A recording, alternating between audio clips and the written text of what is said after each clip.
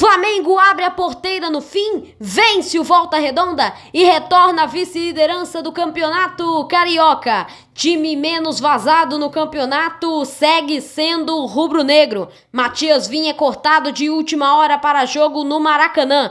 E a atualização da novela Léo Ortiz. Fala aí, urubuzada! Sejam bem-vindos a mais um vídeo no canal do Urubuzinho, o seu canal mirim de notícias do Flamengo. E eu estou chegando na noite deste sabadão de carnaval com um pós-jogo da vitória do nosso Mengão e com várias informações do maior clube do Brasil e do mundo. O nosso rubro-negro mais querido do Brasil. Mas antes de iniciar o nosso vídeo, eu queria pedir a você que deixasse o like aqui no nosso vídeo, se inscrevesse em nosso canal, compartilhasse os nossos conteúdos com os seus amigos rubro-negros e ativasse o sininho das notificações para você não perder nenhuma novidade que ocorre no dia do nosso Mengão. Bom, e começar a falar do jogo de hoje, 4 horas da tarde, o Flamengo venceu por 3-0 o Volta Redonda em jogo adiado, jogo atrasado da terceira rodada da Taça Guanabara 2024. O jogo ocorreu nesse sabadão de carnaval no Maracanã. O clube rubro-negro veio a campo com Matheus Cunha no gol, Varela pela direita, Ayrton Lucas pela esquerda, Fabrício Bruno e Davi Luiz, a dupla de zaga, Alan na volância, Vitor Hugo e De La Cruz no meio de campo, Luiz Araújo numa ponta, Bruno Henrique na outra e Gabigol de centroavante. Esse foi o time misto que o Tite mandou a campo no Maracanã na tarde de hoje. Os gols da partida: Gabigol com assistências de Luiz Araújo, 9 minutos do primeiro tempo. Depois a gente vai falar um pouco da atuação dos dois. Pedro de pênalti no finalzinho do jogo, 87 minutos, fez 2-0 pro Mengão, uma cobrança que o goleiro estava adiantado, ele defendeu na primeira vez, o VAR mandou voltar e o Pedro converteu na segunda. E Ayrton Lucas, nos acréscimos, 90+5 com assistência do Arrascaeta, bateu pro fundo das redes e garantiu a goleada do Mengão pra cima do Volta Redonda. Os que tomaram cartão amarelo no jogo de hoje: Davi Luiz, Fabrício Bruno, a dupla de zaga, e Eric Pulgar. Só pra pontuar, antes da gente falar dos destaques do jogo, o Eric Pulgar tomou um cartão, ele tava pendurado, então não enfrentam o Bangu na próxima quinta-feira, em Aracaju, né, no Sergipe. Por um lado isso é bom, porque a gente tá prestes a enfrentar o Fluminense pela 11ª rodada da Taça Guanabara e vale título. Daqui a pouco a gente vai falar também um pouco da tabela do campeonato, e caso o Pulgar fosse suspenso antes desse jogo e não fosse opção pro técnico Tite no Fla-Flu, ele é um volante muito importante no sistema do treinador, muito importante pro rubro-negro, e seria muito impactante no Flamengo se ele fosse tirado, não relacionado e suspenso para a partida. Bom, e vamos falar agora de destaques do jogo, que eu separei aqui 4 para eu comentar nesse vídeo. Eu achei a atuação do Mengão boa hoje. O Flamengo entrou em campo mais motivado do que contra o Vasco e contra o Botafogo, mas tem que levar em consideração o adversário. Com todo o respeito, o Volta Redonda é inferior do que esses dois clássicos que o Mengão teve no meio e no fim da semana passada. É igual eu digo, venceu, mas precisa sempre evoluir. Venceu, mas tem que treinar. Exemplo do Gabigol, que eu vou falar aqui sobre a atuação dele agora também. O Gabigol está abaixo, não tem jeito. Ele perdeu o pênalti contra o Vasco, tá, tem aquele negócio que o goleiro pode estar adiantado, mas perdeu o pênalti contra o Vasco. Ele tá numa fase horrível, o Gabigol, essa é a verdade. Ele fez o gol hoje, mas por causa de um passe do Luiz Araújo incrível. O Gabigol, ele não tá conseguindo criar, ele tá jogando pelo meio de campo, depois ele volta pro ataque e não tá conseguindo executar muito o jogo, fazer muitos gols e atuar bem pelo rubro-negro. E falar também do pênalti do Pedro, sofrido pelo De Arrascaeta.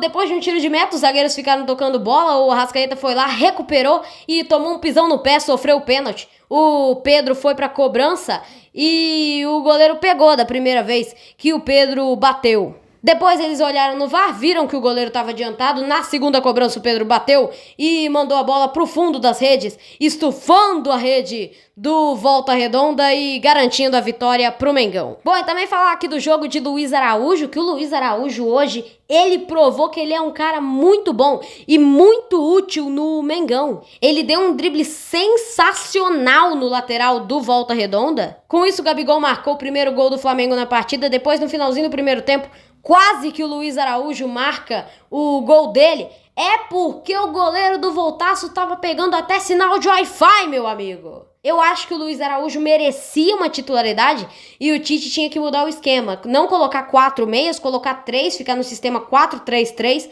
Luiz Araújo numa ponta, Everton Cebolinha no outro e Pedro na frente como centroavante. Vamos ver se o técnico do Mengão percebeu isso na partida de hoje e ele vai mudar a escalação do Flamengo nas próximas partidas. Com essa vitória, o Flamengo retornou à vice-liderança da competição, tem 15 pontos. O líder Fluminense tem 17. Vale lembrar que o jogo hoje era válido pela terceira rodada da competição, por isso agora a equipe rubro-negra está com o mesmo número de jogos dos últimos 12 que participam também do Cariocão. Vale lembrar que o Flamengo ainda tem confronto direto com o Fluminense na 11ª rodada da Taça Guanabara e se vencer o Fluminense, continuar vencendo, continuar essa sequência de vitórias e ganhar do Fluminense no confronto direto, assumirá a liderança e poderá ser campeão da Taça Guanabara 2024. O Flamengo só depende dele para levantar o primeiro troféu de 2024. Mudando de assunto, ainda falando de Flamengo e Volta Redonda, Davi Luiz, hoje titular no time alternativo de Tite, completou 100 jogos com a camisa do Mengão neste sábado de carnaval. Ele entrou como titular, como a gente disse, que o treinador mandou uma equipe alternativa para campo na tarde de hoje e que venham ainda muitos jogos, muitas tiradas de bola e muitas atuações incríveis do nosso zagueiro com a camisa do Mengão. E o Matias Vinha, que ele de última hora foi retirado da relação para a partida. Como o jogo é adiado da terceira rodada da competição e o lateral foi só inscrito no bid, regularizado no início dessa semana, ele não pôde participar da partida de hoje no Maracanã. Amanhã, no domingo, ele viajará para a Itália para acompanhar o nascimento da filha dele. A família dele ainda está lá na Itália. Quando ele retornar no Brasil na próxima semana, ele será apresentado oficialmente à nação e fazerá sua estreia com o manto, aí sim, finalmente, com a camisa do nosso Flamengo. E mesmo sem Matias Vinha, o Flamengo venceu Volta Redonda e continua sendo o time menos vazado no Cariocão até aqui. O clube tem apenas um gol sofrido na competição inteira, que foi naquele empate em 1-1 com o Nova Iguaçu, quando estava o time alternativo do Flamengo. A equipe principal estava fazendo pré-temporada nos Estados Unidos. Tirando o rubro-negro, as equipes que sofreram menos gols na competição sofreram 5 gols. 5-1. É uma diferença, né? 4 gols sofridos a mais por essas equipes, que inclui o líder Fluminense e o Botafogo dos grandes da competição. Bom, e sair do assunto, Flamengo 3, Volta Redonda 0, uma goleada, uma festa pro torcedor rubro-negro no Maracanã. Falar da novela Léo Ortiz, que o Flamengo conta com o desejo do zagueiro e mantém confiança na contratação do jogador,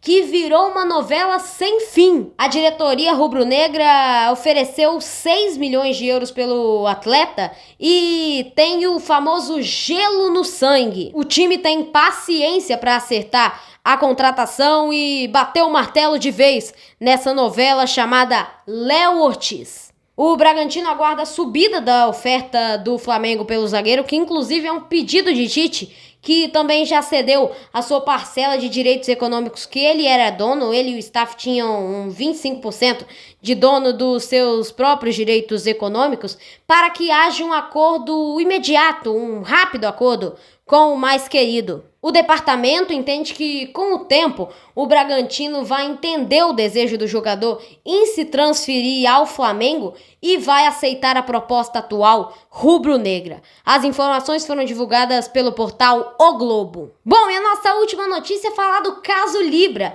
Na tarde da última quarta-feira, os presidentes dos clubes que fazem parte da Libra, a Liga do Futebol Brasileiro, eles decidiram por seguir a sua negociação dos direitos de transmissão com a Globo. A decisão tomada pelos dirigentes que formam essa liga torna a unificação com outras ligas improvável e põe pressão nos cartolas que integram outro grupo que une o Forte Futebol, a Liga Forte Futebol e a Liga Grupo União. Pera aí que você vai entender agora essa história. Vamos lá, o encontro da quarta-feira foi conduzido por Silvio Matos, que diante de 19 clubes que formam a liga, apresentou 3 propostas que haviam sido negociadas. A primeira opção é seguir a negociação com a Globo, que apresentou uma proposta de 1,3 bilhão, mais um mínimo garantido. Eles iriam pagar 200 mil pelo pay-per-view, que é a assinatura do Sport TV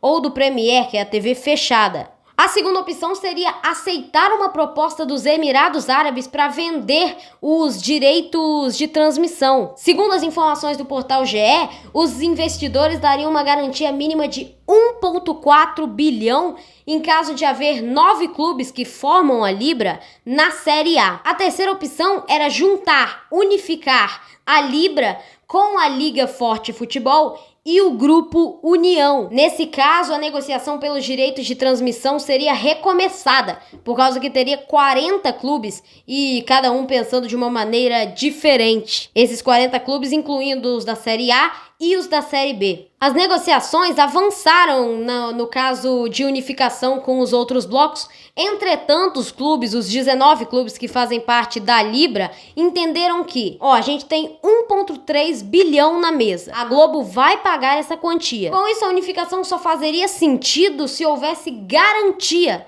do valor oferecido. E aí, como o condutor, o Silvio Matos, lá da reunião de quarta-feira, ele passou pelas 2 propostas que envolviam ceder percentuais, ou seja, vender um percentual dos direitos de transmissão, a Leila Pereira, presidenta do Palmeiras, interrompeu. Na fala dela, de acordo com ela, o clube dela, o Palmeiras, não tinha interesse em vender nenhum percentual e ela preferia seguir com a Globo. Essa decisão, os demais dirigentes que estavam na reunião concordaram com ela, tais como o presidente do São Paulo, o presidente do Bragantino e o Flamengo, que estava representado pelo vice-presidente de comunicação e marketing, Gustavo Oliveira. Com isso, a Libra tendenciou em seguir as negociações para transmitir o Brasileirão de 2025 para frente com a Globo. Eles perceberam que as outras 2 propostas causavam um certo prejuízo. Mesmo assim, a negociação ainda não acabou. Novas rodadas,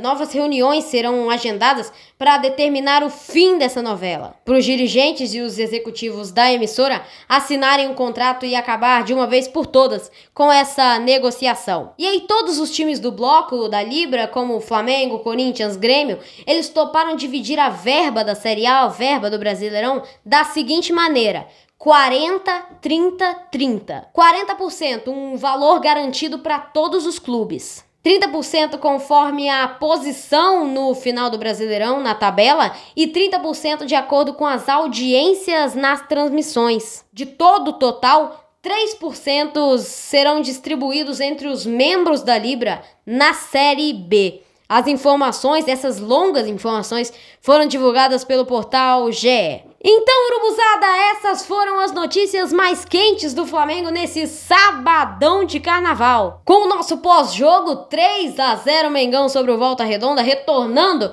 à vice-liderança do Cariocão. E espero que vocês tenham gostado. Não se esqueçam de se inscrever em nosso canal. Aproveita para seguir o nosso Instagram, como está aparecendo aqui na tela, urubuzinho_10. Lá você participa de enquetes, de testes e recebe as informações do nosso Mengão 24 horas por dia. Uma ótima noite e até amanhã com mais um vídeo de notícias do nosso Mengão. Valeu!